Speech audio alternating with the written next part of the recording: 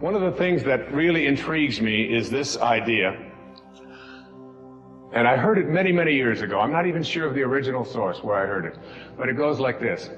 When you change the way you look at things, the things you look at change. We've done an experiment. Just 10 minutes a day, 3 times a day with 120 people, trading resentment, frustration, fear for gratitude, appreciation, and thankfulness. Albert Einstein once observed that you have the most fundamental and major decision that you have to make in your life is this. Do I live in a friendly or a hostile universe? Which is it? Is it a universe that is filled with hostility and anger and people wanting to hate each other and people wanting to kill each other? Is that what you see? Because when you see the world that way, that's exactly what you will create for yourself in your life. This is from great scientific minds. And the interesting thing is that this is not just a clever play on words, that when you change the way you look at things, the things you look at change. It's actually a very scientific thing, and I'm going to show you that in just a moment. Measuring their immune response, the chemical immunoglobulin A, your primary defense against bacteria and viruses, the best flu shot you'll ever get, lives innately within you. Turns out when you're frustrated, when you're impatient, when you're fearful, the immune system dials down because you're an emergency. It's not all your energy is going for some threat in your outer world. There's no energy in your inner world for growth and repair. But how do you turn that around? So then, as people begin to open their heart, can that chemical begin to elevate? I mean, you're the one with the struggles and with the difficulties, and expecting somebody else to change or something outside of you to get better in order for you to make your life work at this level that I'm calling intention is something you have to really take a hard look at. It's in here. We have to see, the question isn't whether I'm connected to this field of intention. The question is, how ready am I to keep that connecting link absolutely corrosion-free? 4 days, 50% changed in the 120 people. Their IgA levels went up 50% in 4 days. That's your body's immune system is now upregulating genes that are making proteins and immunoglobulins and antibodies that you don't need a flu shot. In other words, your inner state is greater than your outer world. So then, just by doing that, we now know that your immune system is going to get stronger by the same means. I used to ask the question many years ago, from studying philosophy and teaching it for many years, who am I? Who am I? I'm pretty much at peace with that now. I really think that who I am is a piece of the divine source, disguised as an author and a father and a writer and someone who delivers these kinds of talks and so on. It's all a disguise. I remember when someone asked Mother Teresa, what do you do every day in the streets of Calcutta? She had a wonderful, profound answer. She said, every day I see Jesus Christ in all of his distressing disguises. I see the unfolding of Source, the unfolding of God, the unfolding of Spirit in all that I encounter. And I see it in myself as well. And I see that and know that. That's not the question that bugged me the most. Take 120 people or 50 people and measure 7,500 gene regulations. Okay? In 4 days, 2 genes that suppress cancer growth and tumors are activated and upregulated. The genes that stimulate stem cells to go to damaged tissues and repair them, upregulated. The gene for oxidative balance is upregulated. Anti-cancer, anti-aging, anti-heart disease, anti-stroke, anti-nerve.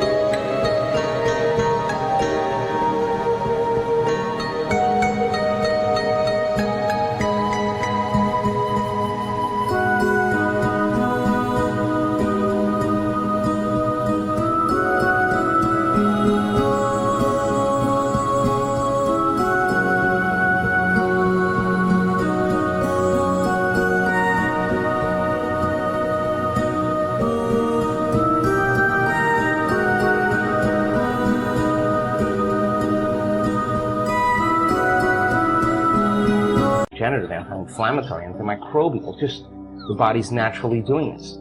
The one that puzzled me the most is, where did I come from? Where did I come from? You ever ask yourself that question? I used to ponder that. I can remember I lived in a series of foster homes for a while when I was a young boy, until I was about 9. And I would lay out in Mount Clemens, Michigan, I would lay out on the grass, and I would look up, and I'd see these endless stars. There was an apple orchard out there. And I could just lie there on my back, and I'd just look up, and I'd say, where did I come from? Where did I come from? And it's not about reincarnation. I always liked Eleanor Roosevelt's response when they asked her if she believed in reincarnation. She said, I don't think it would be any more bizarre for me to show up in another lifetime than it was for me to show up in this one. It always kind of made sense to me. It's hard to figure all of this out. The gene for neurogenesis, the growth of new neurons in response to novel experiences and learning. This is 4 days. The gene switches on. The gene for more balance in the pituitary and the pancreas, the gene for the microtubules of the cells, the little fibers that respond to energy and frequency. So in 4 days, we now know that you can change your genetic destiny if you just practice the inner work. We have research to show that 60 days of meditation, 5 days a week, will lengthen your life. The telomeres, the little shoestrings on the end of your DNA, get longer. That means your biological age is changing. So we have the evidence now to show people what's possible. We have brain scans that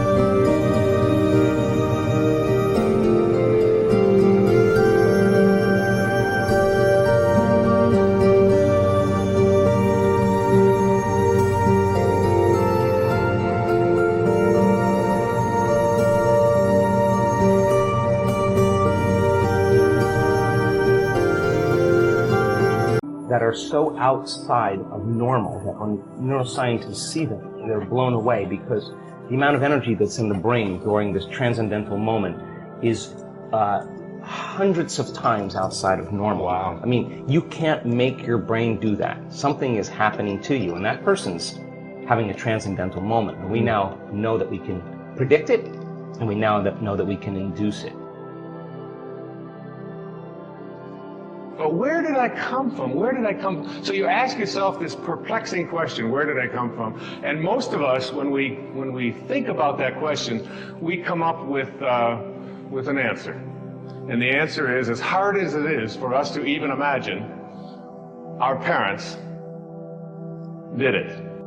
Well, I think in order for us to wake up, we need a wake-up call. And in 1986, I got the call. I was in a triathlon in Palm Springs, California. I was in the biking portion of the race and was negotiating a turn, and the police officer that was helping me to make the turn had his back to the oncoming traffic. So the moment I made the turn, this four-wheel drive Bronco going 55 miles an hour just clipped me from behind, and I landed pretty squarely on the ground and ultimately wound up breaking 6 vertebrae in my spine.